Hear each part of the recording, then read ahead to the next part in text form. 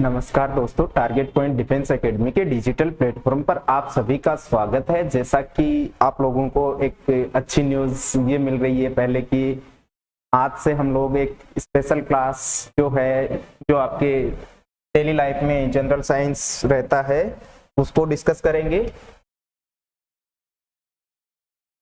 General science की जो है ये क्लास आपकी स्टार्ट हो रही है, जो अपने कहीं ना कहीं डेली लाइफ वाले के लिए भी इम्पोर्टेंट है। अगर आप किसी पर्टिकुलर एग्जाम की तैयारी नहीं कर रहे हैं तो भी आपके लिए इम्पोर्टेंट है।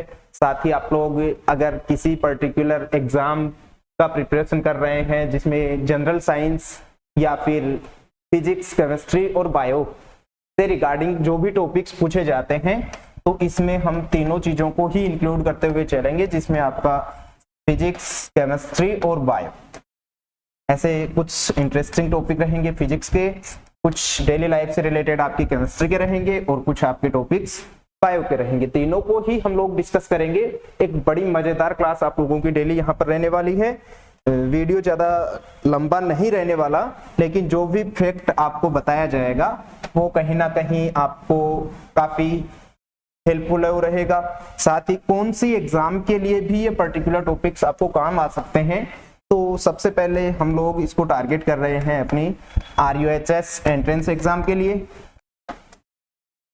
अगर आप लोग RUHS एंट्रेंस एग्जाम का तैयारी कर रहे हैं as like BSc nursing, paramedical, PPT और B और D फार्मा, इन सब की अगर आप लोग तैयारी कर रहे हैं, ये क्लास आपके लिए काफी इंपॉर्टेंट रह रही है। आप सोच रहे हैं कि आप साल, 2 साल, 3 साल बाद ये एग्जाम देने की सोच रहे हैं, अभी आप बिलो 10th क्लास हैं, तो भी आप लोगों के लिए वीडियो है वो काफी ज्यादा इंपॉर्टेंट रहने वाली है। तो डेली आप लोग जो है चैनल को विजिट करते रहिए, जो भी क्लास आपको मिल रही है उसको डेली आप लोग देखते रहिए। साथ ही हम लोग डिफेंस सर्विसेज की बात करें तो उन डिफेंस में भी पर्टिकुलर ये जैसे आपका MNS है, CDS है और आपका NDA, और साथ ही एयरफोर्स X ग्रुप, इन सब बच्चों के लिए ये जो क्लास है वो रहने वाली है। साथ ही जनरल साइंस बेस्ड कोई भी कॉम्पिटिटिव एग्जाम हो आपका, सभी में आप लोगों के लिए ये इंपॉर्टेंट है वो रहेगी। तो आज एक केमिस्ट्री के एक बेसिक से टॉपिक से हम लोग इसको स्टार्ट करने वाले हैं। टॉपिक हम लोग अभी रखने वाले हैं आज फंडामेंटल पार्टिकल्स। फंडामेंटल पार्टिकल्स किसी भी एग्जाम में देख लो, आपको एक क्वेश्चन फंडामेंटल पार्टिकल्स का मिलता है जनरल साइंस के बतौर। अगर देखा जाए तो अगर आप हायर लेवल की एग्जाम देते हैं, नीट, JEE के लिए जाते हैं, तो भी आप लोगों को ये बेसिक्स है वो पता होने चाहिए, क्योंकि इन्हीं चीजों से आप लोगों के जो कैरियर की या आपके जो बेस है उसी की शुरुआत होगी। फंडामेंटल पार्टिकल्स हम लोग मूलभूत कणों की बात करने वाले हैं कि परमाणु जो होता है उसके मूलभूत कण क्या क्या होते हैं, उन सबको डिस्कस हम यहाँ पर करेंगे। मूलभूत कण, अगर परमाणु की बात करें, परमाणु जैसे टॉपिक आपको केमिस्ट्री या फिजिक्स दोनों के लिए ही एक टॉपिक होता है परमाणु संरचना। एटॉमिक फिजिक्स में भी आप लोग पढ़ते हैं, एटॉमिक केमिस्ट्री में भी आप लोग पढ़ते हैं। फिजिक्स का भी ये टॉपिक है और केमिस्ट्री का भी ये टॉपिक है। तो एटम जो होता है कि ये डाल्टन एक साइंटिस्ट थे, उन्होंने बताया कि अविभाज्य कण होता है, लेकिन इसकी डिस्कवरी हुई तो बाद में पता चला कि ये कुछ मूलभूत कणों से मिलकर बना होता है। और मूलभूत कण में 3 टाइप के कण हम पढ़ते हैं, एक इलेक्ट्रॉन हम डिस्कस करेंगे, एक प्रोटॉन का डिस्कशन करेंगे और एक न्यूट्रॉन का डिस्कशन करेंगे। 3 फंडामेंटल पार्टिकल हैं। इन 3 पार्टिकल्स की अगर बात करें तो इसमें इलेक्ट्रॉन जो होता है वो तो नाभिक के चारों ओर चक्कर लगाता है। कि परमाणु के 2 भाग होते हैं, एक तो कक्षाएं होती हैं, एक नाभिक होती है। तो ये दोनों चीजें तो पाई जाती हैं इसके न्यूक्लियस में, नाभिक में, न्यूक्लियस बोला जा रहा है इसको। और इलेक्ट्रॉन जो होता है वो जो अपना नाभिक है उसके चारों तरफ चक्कर लगाता रहता है। ये जो कक्षा होती हैं, इन कक्षाओं को सेल बोलते हैं, ऑर्बिट बोल सकते हैं, इनमें ये चक्कर लगाता हुआ रहता है। और ये इलेक्ट्रॉन जो है इनके चारों तरफ रिवॉल्व हो रहा है। स्थिर विद्युत आकर्षण, इलेक्ट्रोस्टैटिक फोर्स, जो फिजिक्स में आप कूलाम का बल भी बोल सकते हो, उसकी वजह से ये इनसे अट्रैक्ट होता रहता है। जैसे परमाणु में 2 भाग होते हैं, ये तो उसका नाभिक है,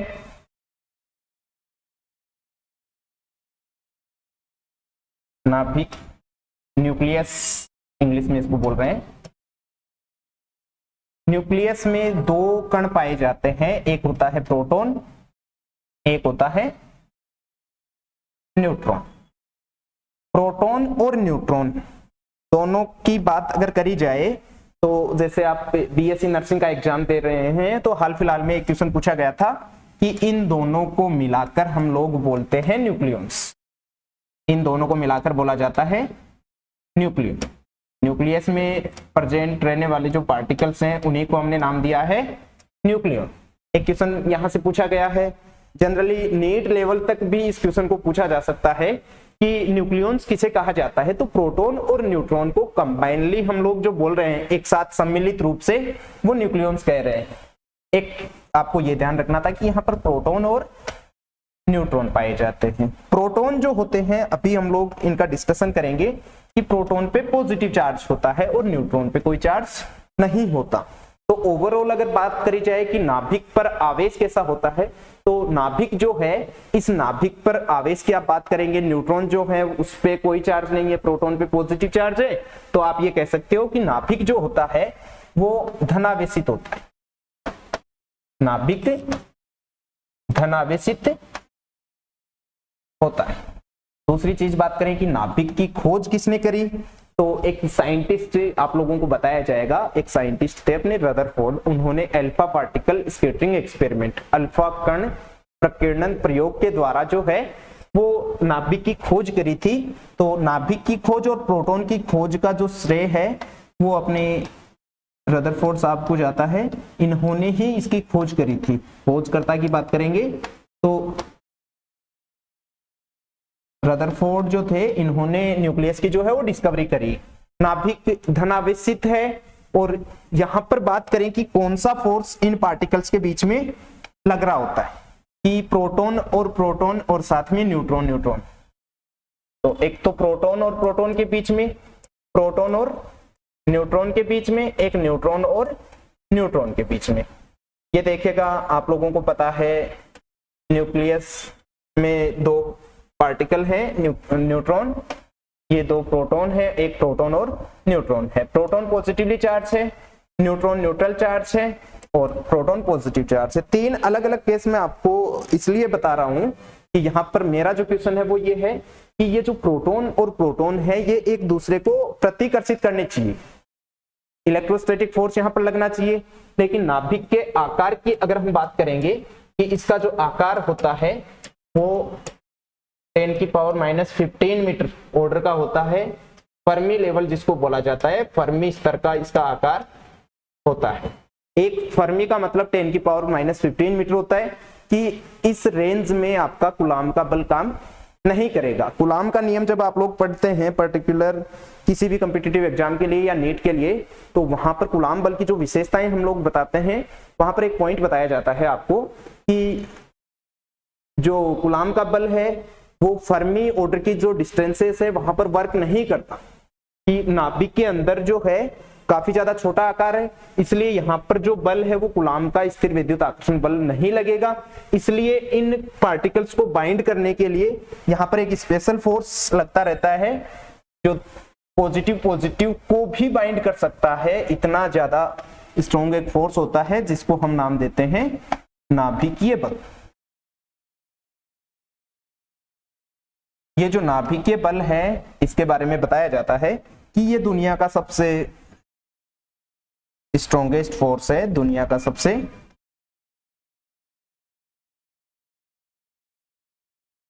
स्ट्रॉन्गेस्ट प्रबल बल बोल सकते हो आप, स्ट्रॉन्गेस्ट ताकतवर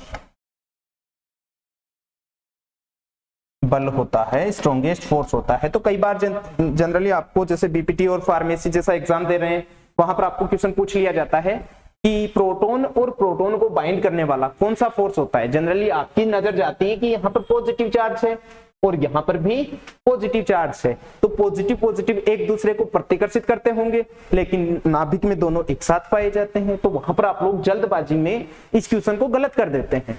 तो आपको आगे से ध्यान रखना है कि नाभिक के अंदर कोई भी पार्टिकल हो, चाहे वो प्रोटॉन प्रोटॉन हो, चाहे प्रोटॉन और न्यूट्रॉन हो, दोनों के बीच में जो बल लगेगा वो नाभिकीय बल यहाँ पर रहेगा। न्यूट्रॉन और न्यूट्रॉन जो एक दूसरे से ना तो रिपेल कर पाते हैं ना ही अट्रैक्ट कर पाते हैं, उनको भी आकर्षित करके या दोनों को बाइंड करके रखने वाला जो बल होता है नाभिकीय बल कहलाता है। जब नाभिकीय बल उत्पन्न होता है तो उसके लिए एक द्रव्यमान की क्षति होती है, और वो जो द्रव्यमान की क्षति होती है वो आइंस्टीन की ऊर्जा समीकरण से बाइंडिंग एनर्जी में कन्वर्ट हो जाती है, जो डेल्टा एम इंटू सी स्क्वायर आप लोग पढ़ने वाले हैं। तो ये आपको द्रव्यमान क्षति का जब टॉपिक पढ़ाया जाएगा तो आ जाएगा बाइंडिंग एनर्जी। द्रव्यमान का कितना चेंज हुआ और उसको सी स्क्वायर से मल्टीप्लाई करना है। आप लोग अगर चेक कर पाते हैं तो जनरली यहां पर जो क्वेश्चन आपको पूछा जाता है कि अगर मास का चेंज 1 AMU आता हो, मास का चेंज 1 AMU आता हो, कि जो आपके पास बाइंडिंग एनर्जी का फॉर्मूला आया है डेल्टा एम इंटू सी स्क्वायर, आइंस्टीन की समीकरण है ये द्रव्यमान ऊर्जा संबंध। यहां पर अगर मास का चेंज 1 एटॉमिक मास यूनिट आए, बता दिया जाएगा आपको 1 AMU क्या होता है, उसके इक्विवेलेंट जो एनर्जी होती है वो 931.5 मेगा इलेक्ट्रॉन वोल्ट एनर्जी होती है। 931.5 मेगा इलेक्ट्रॉन वोल्ट एनर्जी। और ये जो डेटा है इस पे आपको आपके RUHS कॉम्पिटिटिव एग्जाम में एक क्वेश्चन श्योरिटी के साथ मिलेगा। आज ही इसको देख लेना, काफी इंपॉर्टेंट टर्म यहां से आती है। 1 AMU का मास का चेंज आता हो तो 931, जैसे आपके पास मास का चेंज 0.001 AMU आया हो इन केस, तो आपको क्या करना है, इस 1 AMU के जो डेटा है उसकी जगह आपको एनर्जी का डेटा पुट कर देना है 0.001 इंटू 931.5 मेगा इलेक्ट्रॉन वोल्ट। इसमें जो है 3 नंबर के बाद में पॉइंट है, तो ये इसका जो आंसर आ जाएगा वो या तो 0.931.315 हो जाएगा मेगा इलेक्ट्रॉन वोल्ट में, या फिर मेगा का मतलब 10 की पावर 6 होता है। मेगा जो लिखा हुआ है यहाँ पर उसका मतलब 10 की पावर 6 होता है, तो इसको आप 10 की पावर 6 में कन्वर्ट कर सकते हो। 10 की पावर 6 अगर यहाँ पर हो जाएगा तो आप इसका अगर पॉइंट हटा के वापस से वैसे ही चेंज करते हैं तो 931.5 into 10 to the power 2 electron volt. इतनी ऊर्जा 0.001 AMU मास के चेंज होने पर रिलीज होती है। थोड़ा सा अलग चले गए हम लोग, नाभिक की बात कर रहे थे कि नाभिक का आकार फर्मी स्तर का होता है, कूलॉम का बल यहाँ पर काम नहीं करता। नाभिक में पाए जाने वाले जो कण होते हैं वो प्रोटॉन और न्यूट्रॉन होते हैं। प्रोटॉन और प्रोटॉन इनका नंबर कभी इक्वल नहीं होता। हो सकता है कि कभी प्रोटॉन आपको ज्यादा देखने को मिले और जनरली देखा जाता है कि न्यूट्रॉन्स आपको ज्यादा देखने को मिलेंगे। तो ये देखा आपने, नाभिक पर जो आवेश होता है वो धनावेश होता है। नाभिक पे जो चार्ज है वो आपका धनावेश है। नाभिक की या प्रोटॉन की खोज की अगर बात करें तो साइंटिस्ट हैं हमारे रदरफोर्ड, उन्होंने ये खोज करी थी। नाभिक के बीच में, इन पार्टिकल्स के बीच में जो लगने वाला फोर्स है, जो दुनिया का सबसे स्ट्रॉन्गेस्ट फोर्स है, उसकी हम बात कर चुके। जो नाभिकीय बल होता है जहां पर काम करता है, इसकी रेंज काफी कम होती है। ये फर्मी स्तर पर काम करता है और कूलॉम का बल फर्मी स्तर पर काम नहीं करता है। तो एक बार इसका स्क्रीनशॉट ले लीजिए, फिर आगे का देखते हैं। ले लीजिए इसका स्क्रीनशॉट।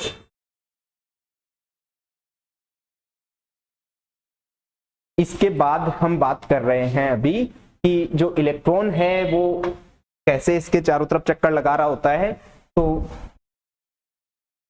ये आपका न्यूक्लियस था जिसमें प्रोटॉन और न्यूट्रॉन पाए जा रहे थे। चार्ज इस पे फाइनली पॉजिटिव चार्ज आया था। यहाँ पर ये जो ऑर्बिट होती हैं, इसकी जो सेल होती हैं, वहां पर इलेक्ट्रॉन जो है वो चक्कर लगा रहे होते हैं। इलेक्ट्रॉन क्लॉकवाइज भी रोटेट कर सकता है, एंटी क्लॉकवाइज भी रोटेट कर सकता है, क्योंकि एक कक्षक में जो अधिकतम 2 इलेक्ट्रॉन आते हैं, एक का स्पिन क्लॉकवाइज होता है, एक का एंटी क्लॉकवाइज होता है। अगर आप साइंस फील्ड से हैं तो इनके स्पिन की बात करें, एक क्वांटम संख्या आती है चक्रण क्वांटम संख्या, चक्रण क्वांटम संख्या, स्पिन क्वांटम नंबर जिसको बोला जाता है, एस से इसको रिप्रेजेंट किया जाता है। रिप्रेजेंट इसको एस से कर रहे हैं। इसकी वैल्यू एक होती है +½ एक वैल्यू होती है -½ तो वैल्यू इसकी +- होती है। दो वैल्यू होने का मतलब एक का मतलब क्लॉकवाइज होना है और दूसरे का मतलब एंटी क्लॉकवाइज होना है।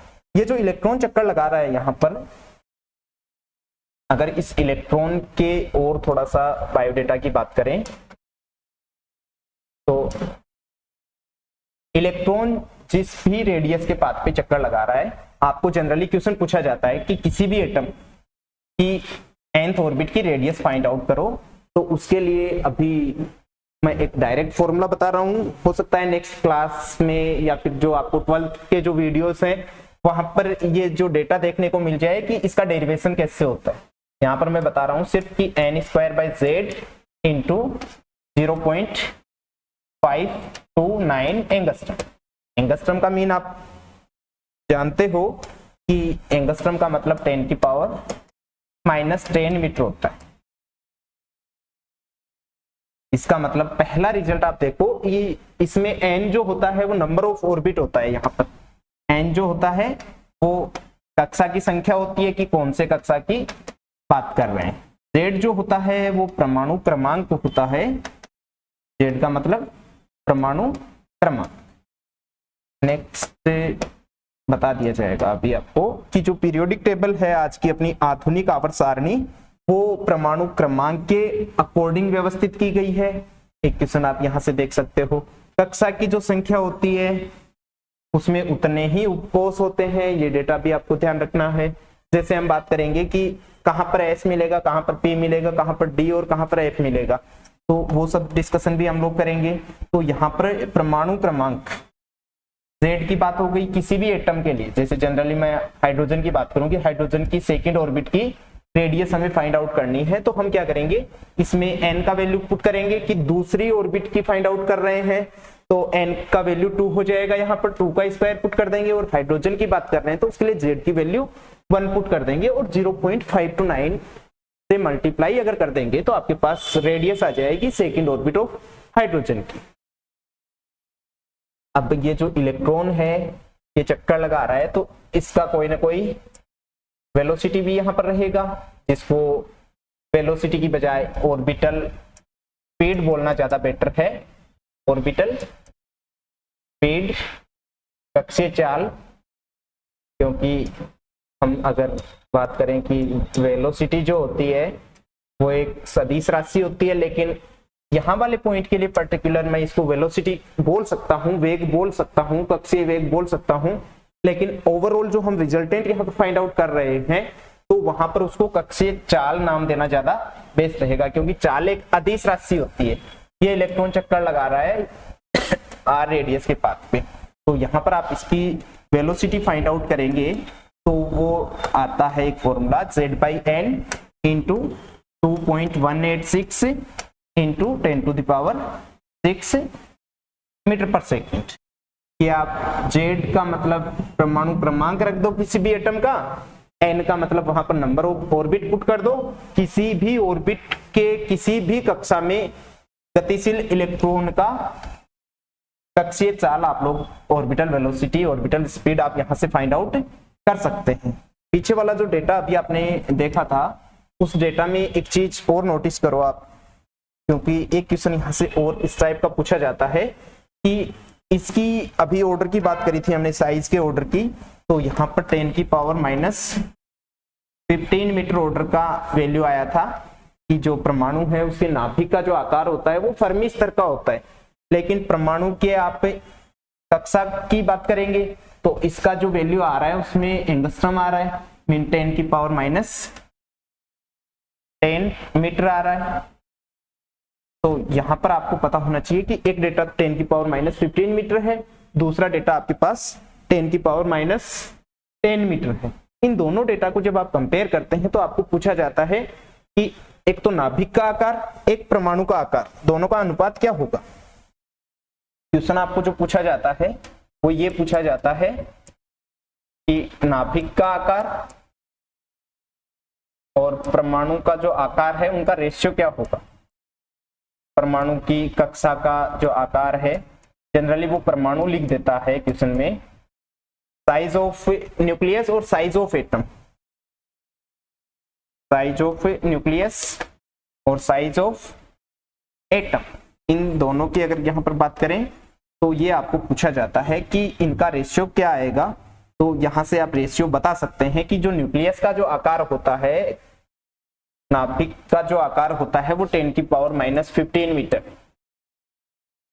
और परमाणु की बात करेंगे तो 10⁻⁻10 मीटर है।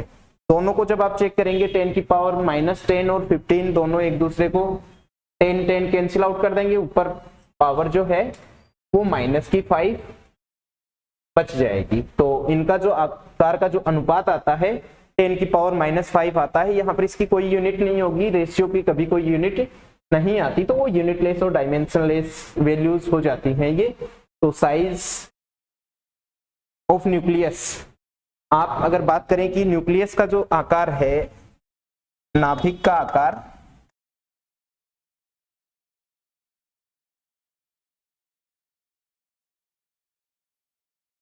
और परमाणु के आकार का जब चेक करते हैं, इसको आप इधर भेज देते हैं तो 10⁻⁻5 time of size of atom, size of atom. Generally BPT 2014 जो एग्जाम हुआ था आपका, उसमें यहां से एक क्वेश्चन पूछा गया था, और आज भी कई ऐसी कॉम्पिटिटिव एग्जाम हैं जहां पर ये बेसिक्स है, ये चीजें क्लास में कई बार हम लोग भी मिस है वो कर देते हैं। तो ये बेसिक्स आप लोगों के क्लियर होनी चाहिए कि इसका जो साइज है वो जनरली 10⁻10 मीटर ऑर्डर का होता है, एंगस्ट्रम ऑर्डर का आप इसको बोल सकते हैं कि इसका साइज तो होता है एंगस्ट्रम ऑर्डर का, और इसका जो साइज होता है वो फर्मी ऑर्डर का होता है। फर्मी का मतलब 10⁻15 मीटर होता है, और एंगस्ट्रम का मीन 10⁻10 मीटर होता है। फिर इसके बाद हमने बात करी कि इलेक्ट्रॉन जो चल रहा है उसका वेलोसिटी क्या रहेगा। आजकल RUHS की जो एग्जाम है उनमें एक क्वेश्चन और ट्रेंड में आ रहा है कि इस इलेक्ट्रॉन के कारण बहने वाली धारा क्या होगी। अगर ये इलेक्ट्रॉन एक चक्कर लगा के आ जाए, न्यूक्लियस के चारों तरफ इलेक्ट्रॉन एक चक्कर लगा के आ जाए, तो इसमें बहने वाली धारा सर्किट में क्या होगी। तो उसके लिए आपको एक अलग से डेटा और देखना पड़ेगा। सबसे पहले मैं बता रहा हूं आपको आवृत काल के बारे में। एक डेटा मैं आपको बताता हूं, आवृत काल। आवृत काल होता है बेटा कि एक चक्कर लगा के जब आ जाता है, उसमें जितना भी टाइम लगता है उसी को हम बोलते हैं टाइम पीरियड। उसी को एक टर्म नाम दे रहे हैं हम, टाइम पीरियड। मान लो इलेक्ट्रॉन ने चलना यहां से स्टार्ट किया है और ये एंटी क्लॉकवाइज पाथ पे मोशन करता हुआ एक चक्कर लगा के घूम के पूरा आ जाएगा। तो यहां से यहां तक का पाथ जब ये ट्रेवल कर लेता है, तो इसका एक चक्कर जो होता है, मान लो इसकी रेडियस r हो, तो इसके द्वारा तय की जो दूरी होती है वो दूरी होती है 2πr। अगर इसका विस्थापन आपको पूछता तो 0 हो जाता, क्योंकि जहां से चला है वहीं वापस आ गया तो विस्थापन 0। अगर कार्य पूछ लेता तो भी 0 होता है, कि जहां का विस्थापन 0 होता है वहां का कार्य भी 0 होता है। तो एक चक्कर ये इसके चारों तरफ लगा के आ गया, और इसकी जो चाल है वो आपको पता है कि अब भी हमने फाइंड आउट करी थी, v है। इसको जो टाइम लग रहा है, समय जो लगा है, वो कैपिटल T से डिनोट हम कर रहे हैं, टाइम पीरियड बोल रहे हैं। अब आपको एक बेसिक चाल का जो फॉर्मूला पता है, चाल का फॉर्मूला जो होता है आपके पास वो होता है दूरी बटा समय। और यहां से सारे डेटा आपके पास हैं। जब ये डेटा आप लोग इसमें पुट करते हैं तो आपके पास जो डेटा निकल के आ रहा है,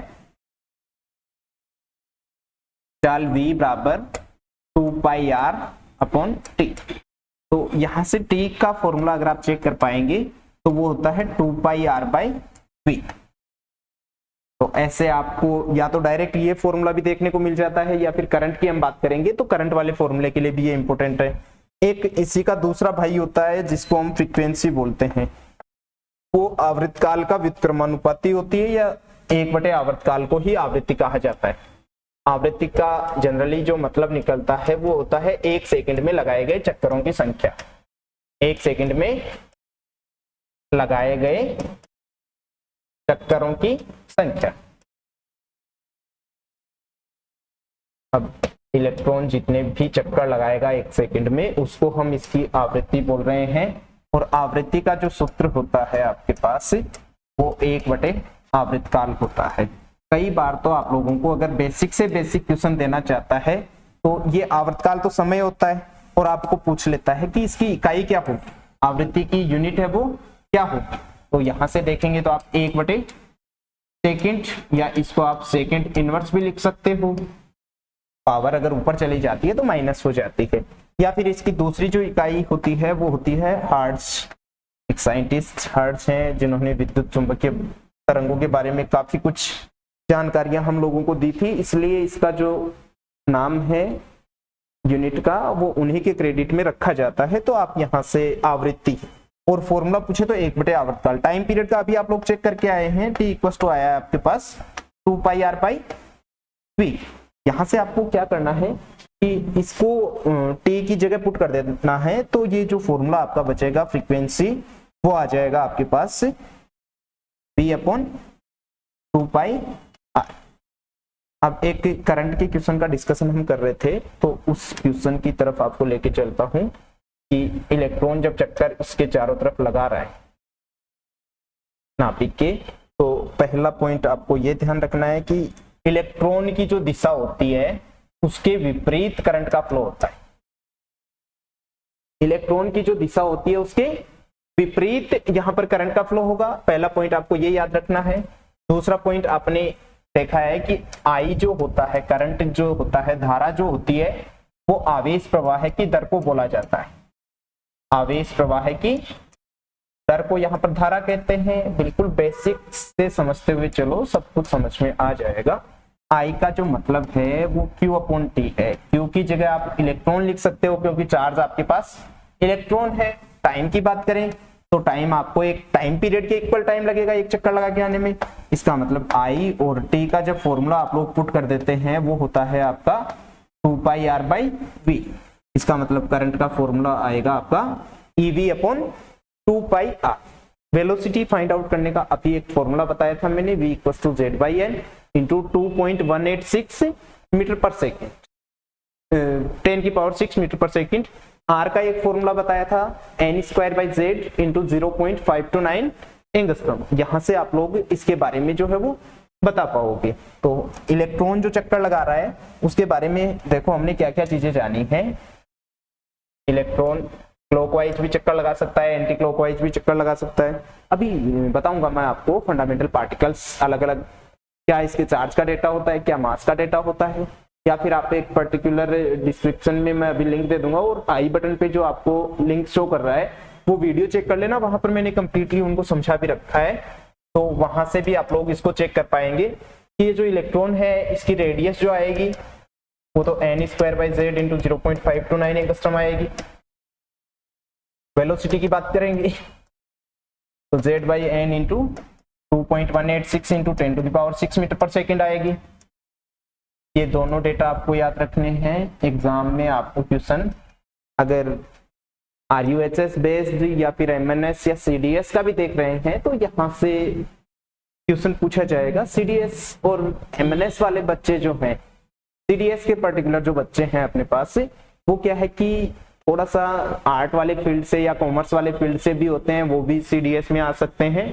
तो उनके लिए ये जो बेसिक्स हैं ये सारे क्लियर करने जरूरी है। क्यों ये डेटा आता है तो आपको जो 12th क्लास के जो वीडियोस अलग से भी मैंने अपलोड कर रखे हैं उनमें भी आप लोग चेक कर सकते हैं, वहां पर भी काफी कुछ हेल्प आपको मिल जाएगी, तो डरना नहीं है। और इसके बाद हम बात कर लेते हैं एक बार उन्हीं तीनों पार्टिकल्स की, एक बार इलेक्ट्रॉन, प्रोटॉन और न्यूट्रॉन, तीनों का कंपैरेटिव स्टडी हम लोग यहाँ पर देख लेते हैं। इलेक्ट्रॉन जो है वो कहाँ पर प्रेजेंट होता है तो आपको पता है कि ये कक्षा में और चक्कर लगाता रहता है, कक्षा में प्रेजेंट होता है और नाभिक के चारों ओर चक्कर, नाभिक के चारों ओर, नाभिक के चारों ओर चक्कर लगाएगा। काम ही इसका यही है बेचारे का, घूमता रहता है सारे दिन। प्रोटॉन जो होता है वो नाभिक में पाया जाने वाला धनावेशित कण होता है, नाभिक में पाया जाएगा, और ये भी नाभिक में पाया जाएगा।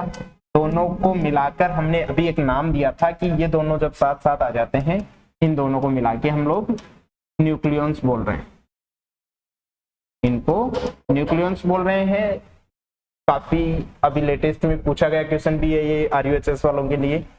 और प्रोटॉन जो होता है ये धनावेशित कण होता है, धनावेशित। न्यूट्रॉन जो होता है वो उदासीन होता है। उदासीन का मतलब उदास नहीं रहता, इसके पास कोई चार्ज नहीं होता, या फिर ये कह सकते हैं जितना पॉजिटिव उतना नेगेटिव। धनावेशित और ऋणावेशित।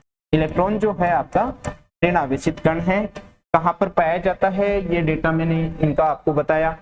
अभी इनके आवेश की बात करें कि अगर आवेश है, धनावेश ऋणावेश अब लिख रहे हैं तो कितना होता है, इसका जो डेटा होता है वो 1.6 × 10⁻⁻19 कूलाम होता है। यहाँ पर अगर प्रोटॉन के आवेश की बात करेंगे तो जितना इलेक्ट्रॉन पे होता है उतना ही पॉजिटिव में प्रोटॉन पे चार्ज होता है, और न्यूट्रॉन पे कोई चार्ज नहीं होता। एक इनके द्रव्यमान की बात करें, इनका जो द्रव्यमान होता है वो इलेक्ट्रॉन का जो द्रव्यमान होता है वो होता है 9 × 10⁻31 किलोग्राम। इसका होता है 1.6726 × 10⁻27 किलोग्राम, और न्यूट्रॉन का होता है 1.6749 × 10⁻27 माइनस का, सॉरी ये इसका मास होता है। इनका जो मास होता है वो अप्रोक्स इक्वल होता है, लेकिन इसमें 49 आ रहा है, तो एक स्टेटमेंट आपको देखने को मिलता है कि नाभिक का जो द्रव्यमान है वो हल्का सा ज्यादा होता है प्रोटॉन की तुलना में, तो वो स्टेटमेंट आपका बिल्कुल करेक्ट हो जाएगा। एक इनकी डिस्कवरी की बात करें तो लास्ट वीडियो में मैंने बताया था कि पेन RTC, प्रोटॉन की जो खोज करी है वो रदरफोर्ड साहब ने करी है। इलेक्ट्रॉन की जो खोज करी गई है वो J.J. थॉमसन द्वारा की गई है। इलेक्ट्रॉन की जो खोज है वो J.J. थॉमसन। और यहाँ पर एक इंटरेस्टिंग क्वेश्चन RUHS वाले ध्यान दें कि जो थॉमसन का जो परमाणु द्रव्यमान मापी एक एपरेटस है, थॉमसन द्रव्यमान मापी, वहां पर उससे द्रव्यमान का मापन नहीं किया जाता, उसे विशिष्ट आवेश का मापन किया जाता है। विशिष्ट आवेश का मतलब होता है आवेश बटे द्रव्यमान। थॉमसन द्रव्यमान मापी जो है, नाम देख के आप क्वेश्चन गलत मत कर देना, क्योंकि वहां पर नाम में ऐसे लिखा होता है, ये Q/m को मेजर करने का है, आवेश बटे द्रव्यमान को। कि जो थॉमसन द्रव्यमान मापी आती है उसके नाम को देखकर आप लोग कर देंगे कि ये द्रव्यमान का मापन करती है, लेकिन वो द्रव्यमान का नहीं, वो विशिष्ट आवेश का मापन करती है। ये चीज आपको ध्यान यहाँ पर रखनी है। न्यूट्रॉन की डिस्कवरी की बात करें तो सर जेम्स चैडविक जो हैं उन्होंने न्यूट्रॉन की जो डिस्कवरी है वो करी थी, और इनके अलावा भी इनकी काफी कुछ प्रॉपर्टीज है कि इलेक्ट्रॉन अगर विद्युत क्षेत्र में जा रहा है तो कैसे विचलित होगा, प्रोटॉन अगर विद्युत क्षेत्र में जा रहा है तो कैसे विचलित होगा, मैग्नेटिक फील्ड में इनका क्या प्रभाव पड़ेगा। तो काफी कुछ डेटा इनका आपके साथ डिस्कस किया जाएगा। अभी के लिए इतना ही, मिलते हैं अपने नेक्स्ट वीडियो में। Thank you. ज्यादा से ज्यादा अपने दोस्तों के साथ इसको शेयर करें, और फिर भी वीडियो आपको पसंद आ रहे हैं तो लाइक जो है वो ही आपका बताएगा कि आपको जो वीडियो पसंद आ रहे हैं, क्लासेस आपको और ज्यादा मिलनी चाहिए, तो वो वीडियो का जो लाइक बटन है वही आप बता सकता है कि आपको वीडियोस की एक्चुअल में ऐसे इंफॉर्मेशनल वीडियोस आपको चाहिए या नहीं चाहिए। तो उसी के अकॉर्डिंग वीडियो जो है वो आपको मिलेंगे। जल्द ही आपकी लाइव क्लास भी स्टार्ट है वो कर दी जाएगी। शाम को अपने एक टाइम रखेंगे अच्छा सा आप लोगों के साथ डिस्कस करके, उस टाइम पे हम लोग लाइव क्लास भी रखेंगे। थैंक यू दोस्तों, शेयर करते रहिएगा दोस्तों के साथ।